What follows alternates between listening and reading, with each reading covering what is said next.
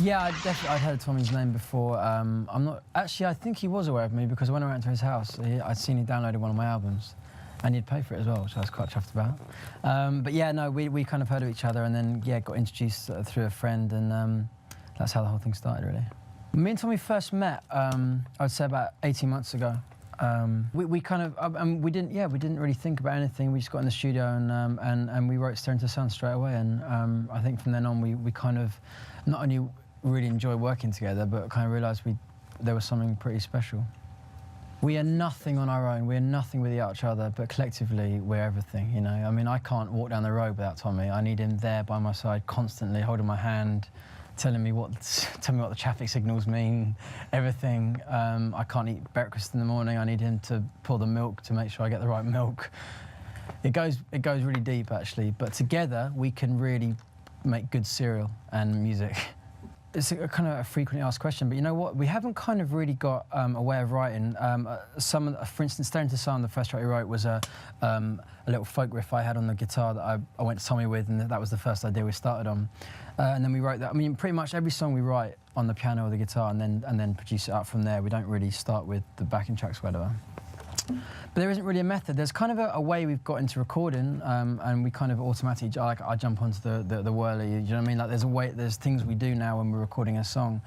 But there's no real rules, and yeah, like there's just kind of two tracks, Lay Me Down and Annie, were kind of just different choruses I had with loads of track vocals I had in my studio that I said to Tommy, look man, let's work on this one, gave him the vocals, and then the backing track evolved. So there's kind of like no specific way, but trial and error.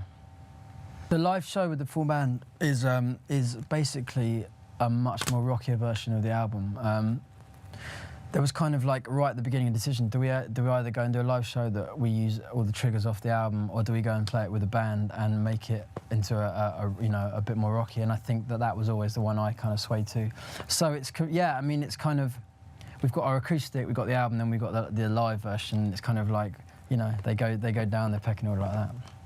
Yeah, I mean, it's kind of funny because you never really know how an album's going to sound back to back from beginning to end until you've done it, and until you've mastered it and you've got it there. And I think that I was actually even surprised myself when I first heard it from beginning to end like it is, that it just worked. And I suppose, I think there's something about when me and Tommy play together, we play most of the instruments together in terms of like when we're recording, and there's just something we have, and I think that we have it when it's live as well.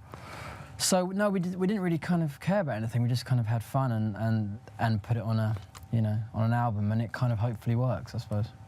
No, this is stuff that was written from the day that we wrote Staring to the Sun till about I don't know, 4 months ago I think we finished it. And to be fair, if we put all the days we actually worked on that album together in a block, it probably comes to about a month. So I mean that's it's, although it took us a year to actually finish it, we were doing other stuff. We were kind of touring, yeah, I think that it was just like, they were just all new ideas, and it's pretty much just us jamming in the studio and having fun, and we've just been lucky enough that our jams have turned out to turn into songs, I don't know. We kind of really quickly realised that, I grew up in a lot of folk music, so as a singer-songwriter I kind of listen to a lot of acoustic music, a lot of folk music. My parents, that's all they listen to, and things like Donny Hathaway, like the obvious soul things. Tommy's really different. Tommy comes from a real left of field. He's a DJ, dance music, real kind of eclectic mix. And I think that we realised that we meet in the middle in a more of a rock thing, like bands like Free and stuff. And it's really funny, like when we started to find out what each other's influences are. And we've got songs like This Man and things like on the album, and when we play them live, a few of those influences come out. But that's the whole point. The whole point is that, I'm sitting there and I'm saying to Tommy, have you heard this folk track? And he's like, no, and he's saying, have you heard this band? And that's kind of like where the whole thing really started coming from.